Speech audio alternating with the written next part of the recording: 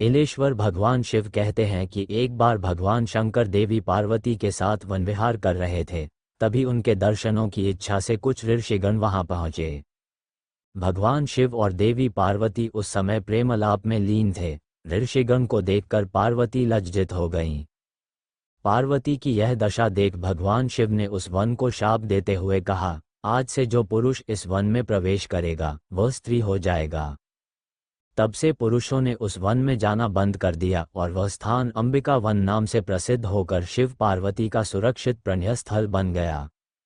एक बार वैवस्वत मनु के पुत्र इल शिकार खेलते हुए उस वन में पहुंचे तो वे एक सुंदर स्त्री में परिवर्तित हो गए। उनका घोड़ा भी घोड़ी बन गया। स्त्री बनकर इल अत्यंत दुखी हुए और वन में भटकने लगे। उस वन के निकट ही ऋषि बुध, जो बाद में बुध ग्रह बने, का आश्रम था। स्त्री के रूप में इल वहां पहुंचे तो बुध उन पर मोहित हो गए। उन्होंने स्त्री बने इल का नाम एला रख दिया और फिर दोनों ने प्रेम विवाह कर लिया। एला उसी आश्रम में बुध के साथ रहने लगी। कुछ समय बाद एला ने एक पुत्र को जन्म दिया जिसका नाम पुरुरवा रखा गया। बुध के आश्रम में स्त्री बने इल को वर्षों बीत गए। एक दिन इला को दुखी देखकर उसके पुत्र पुरुरवा ने इसका कारण पूछा। इला ने अपना परिचय देकर पुरुष से स्त्री बनने की सारी घटना बताए। माता के दुख निवारण का उपाय जानने के लिए पुरुरवा पिता बुध के पास गए। तब बुध बोले, वत्स, मैं राजा इल के इला बनने की कथा भली भांति जानता हूँ।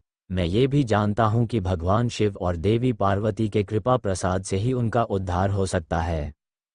इसलिए तुम गौतमी गंगा नदी के तट पर जाकर उनकी आराधना करो। भगवान शिव और पार्वती सदा वहां विराजमान रहते हैं। वे अवश्य तुम्हारी इच्छा पूर्ण करेंगे। पिता की बात सुनकर पुरुरवा बड़े प्रसन्न हुए। वे उस समय माता पिता को साथ लेकर गौतमी के तट पर गए और वहां स्नान कर भगवान की स्तुति करने लगे।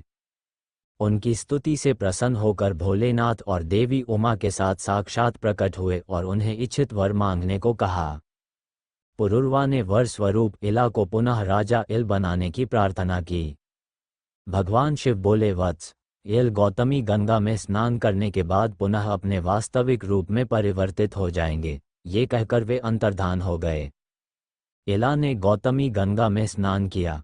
स्नान के समय उनके शरीर से जो जल गिर रहा था, इसके साथ ही इला का नारी सौंदर्य गंगा में मिल गया और वह जल नृत्या, गीता एवं सौभाग्य नाम की नदियों में बदलकर गंगा में आ मिला।